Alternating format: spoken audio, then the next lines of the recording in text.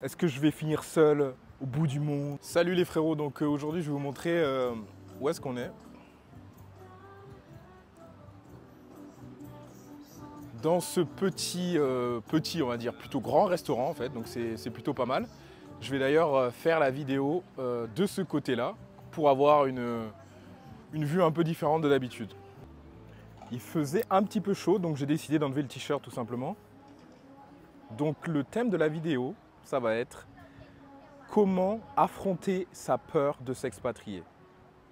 J'étais dans le tennis en fait, donc j'ai un ami en fait qui est tennisman professionnel, peut-être que certains le connaissent, donc il s'appelle Stéphane Robert, et donc lui, à chaque fois qu'il voyage, à chaque fois qu'il allait dans des tournois de tennis, je ne sais pas combien de pays, et moi je connais à peu près depuis, putain ça fait combien de temps? Ça fait depuis 2013-2014, donc déjà ça m'a inspiré de voir toute cette culture, toutes ces ambiances, etc. Et de voir qu'ils s'en lassaient pas et tout. Je me suis dit, bon, bah, il y a quelque chose, moi aussi j'ai envie de m'expatrier.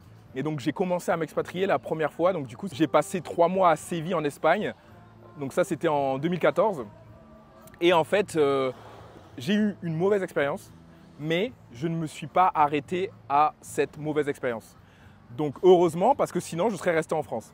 Ensuite, qu'est-ce que j'ai fait? J'ai décidé d'aller au Canada. Donc en 2017, j'ai eu la chance d'avoir mon PVT, les gars. Donc si vous aussi vous regardez les vidéos depuis le Canada, je vous salue.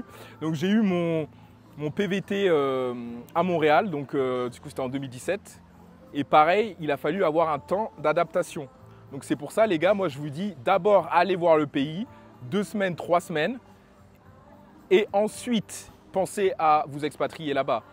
Mais en fait, moi je pensais que c'était bien juste d'écouter mes amis qui sont déjà allés, leur expérience, etc. Non, il faut vraiment se faire son propre avis avant de décider de déménager quelque part. Donc ça c'est vraiment important. C'est ce que vous devez savoir.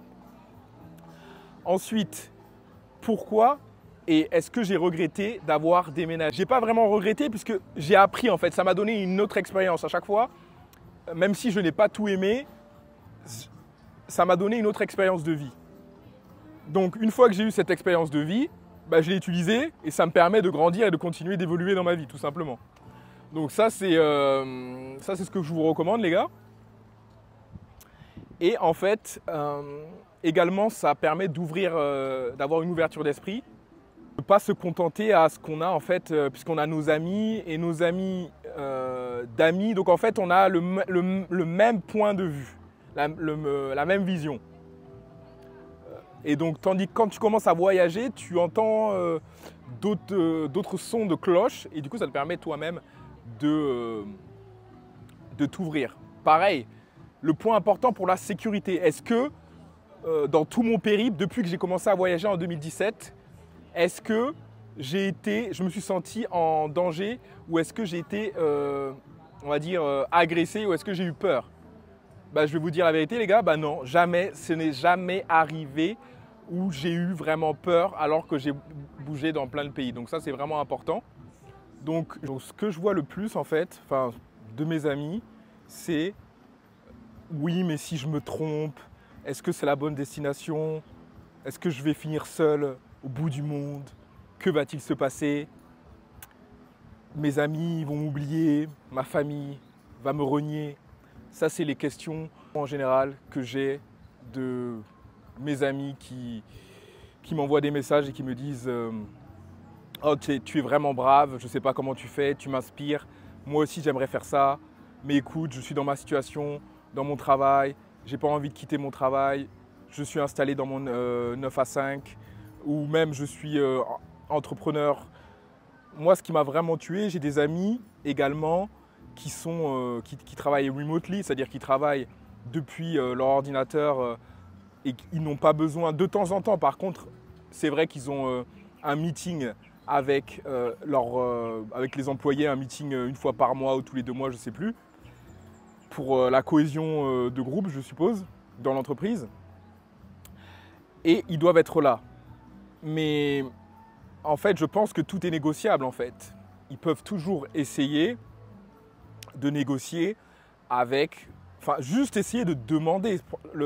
La première étape, ça va être de demander déjà si est-ce que oui ou non je peux me déplacer, aller travailler à l'étranger ou essayer de trouver d'autres opportunités dans le même secteur pour essayer de migrer ou de muter si c'est le métier qui vous plaît, bien sûr. Donc pour moi, ça c'est déjà la première étape pour essayer de franchir. Et en fait, quand tu te poses les questions, tu veux prendre un bloc-notes et mettre toutes les questions, toutes tes peurs, tu les mets à l'écrit en fait. Tu les mets à l'écrit et tu te demandes, c'est quoi le pire? Déjà, ça c'est la première question. C'est quoi le pire? Si je fais ça, qu'est-ce qui va arriver? Si je fais ça, qu'est-ce qui va arriver? Etc., etc. Donc déjà, ça va te permettre de relativiser et tu vas te rendre compte normalement que le pire, c'est… En fait, on se fait toujours des montagnes et en fait, il n'y a pas vraiment de pire en fait, quoi. C'est vraiment aléatoire en fait. Ça dépend de nos craintes. Si tu n'as vraiment jamais voyagé ou même si tu n'as pas vécu plusieurs mois dans un autre pays que la France par exemple, ce que tu veux faire, c'est déjà commencer à partir en vacances. Donc ça, c'est la première chose à faire.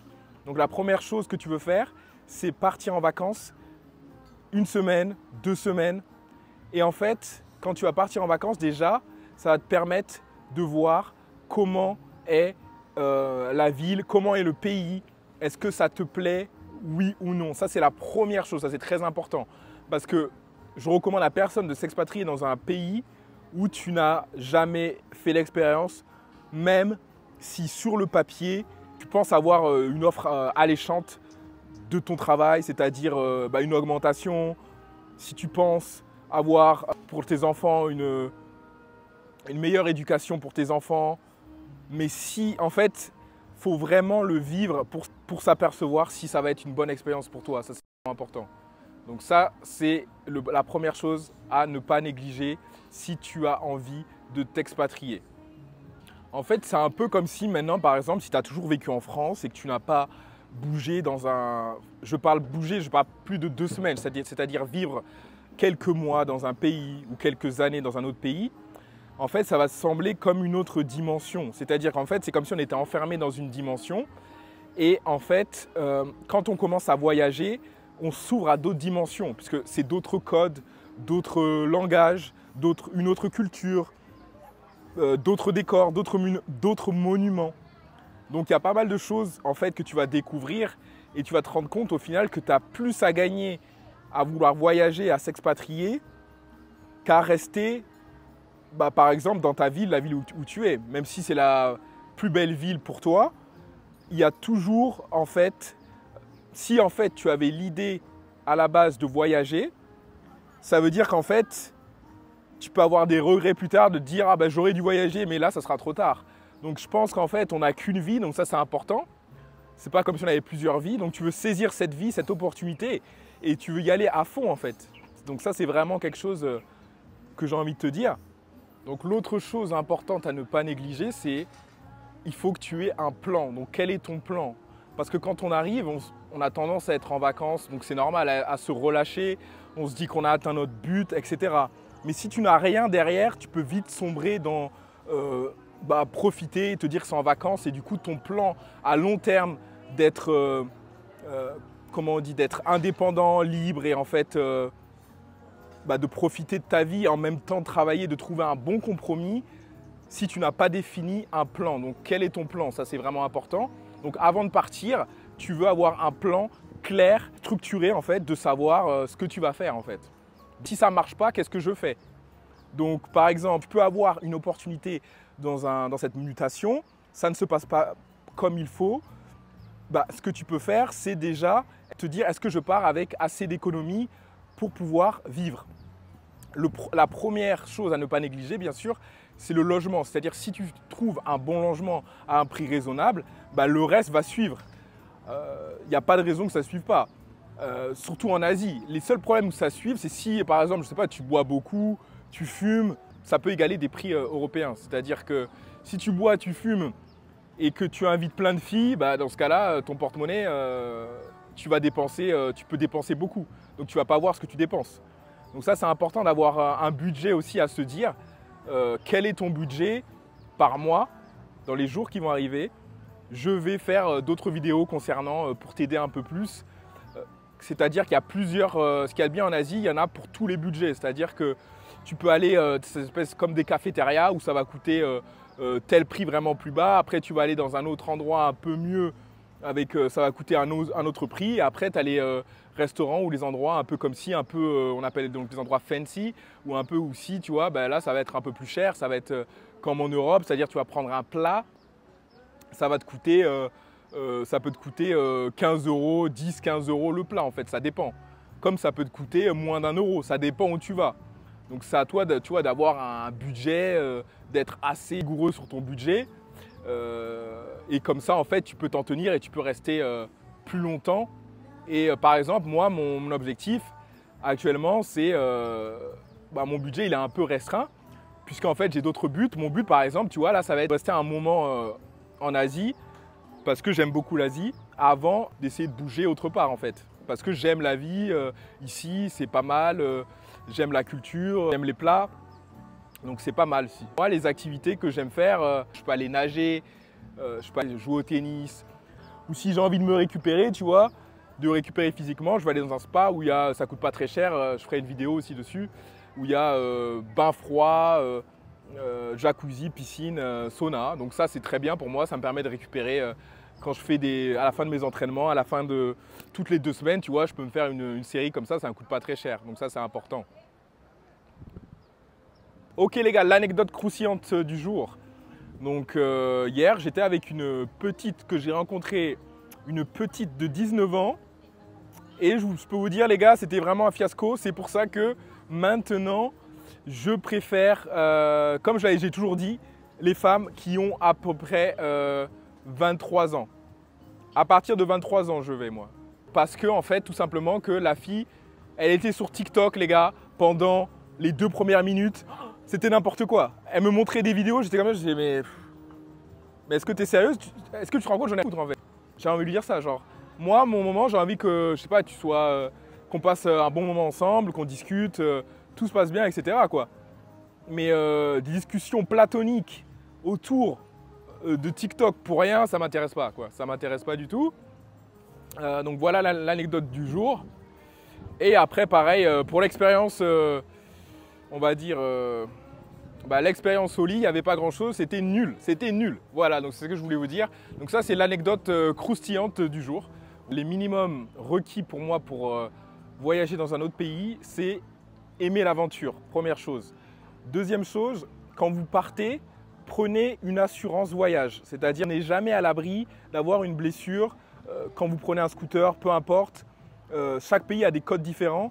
Donc, c'est mieux de prendre une assurance, surtout quand vous atteignez un certain âge. C'est-à-dire que les problèmes de santé arrivent.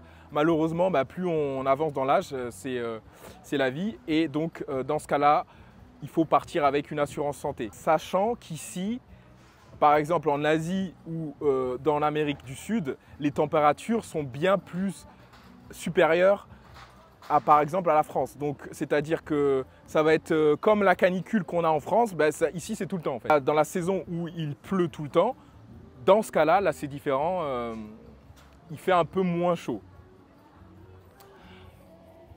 Ensuite, la troisième chose, ça serait d'avoir des bonnes notions dans le langage dans lequel vous partez. Donc c'est-à-dire, moi je recommande au minimum de parler anglais, parce qu'anglais ça vous sert partout les gars, donc l'anglais, ça c'est pas nouveau, il faut apprendre un peu d'anglais. Ensuite, vous pouvez partir avec une app intégrée là pour traduire en direct, et vous mettez le pays que vous voulez, et vous pouvez traduire en direct. Ensuite, qu'est-ce qu'il y a? Vous pouvez également acheter une carte SIM. Après, on peut voir, bien sûr, il y a d'autres endroits où vous pouvez acheter une carte SIM. Mais par exemple, si vous arrivez, par exemple, imaginez vous prenez un taxi. Vous ne savez pas vraiment la rue. Vous donnez l'hôtel, l'adresse de l'hôtel. Vous arrivez, ce n'est pas la bonne adresse ou l'hôtel et vous devez contacter le Airbnb. Bref, vous n'arrivez pas à contacter les gens. Et il n'y a pas de café ou de Wi-Fi autour de là où vous avez réservé. Là, vous allez avoir un sacré problème malheureusement. Ça peut arriver que le taxi il est déjà parti. Ou Donc ça, vous pouvez aller sur Google Maps et télécharger la Maps hors ligne. Donc hors ligne, ça veut dire qu'en fait, même si vous n'avez pas de Wi-Fi, vous pouvez accéder à Google Maps grâce à ce mode de sauvegarde. Donc ça, c'est vraiment intuitif, à condition bien sûr que votre téléphone ait assez d'espace pour pouvoir stocker la carte. Donc ça, c'est important. Donc pour résumer ce que j'avais dit, c'est il faut voyager, connaître le pays où vous allez. Et ensuite, si vous vous sentez seul dans le pays, participez à des événements, des concerts, des festivals. Ça, c'est vraiment important. Et vous voulez en fait ne pas être seul, donc pensez à autre chose et faire des activités.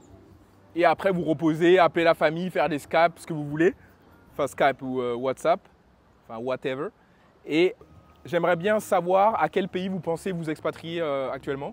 Et on se revoit plus tard. Allez, salut, bye.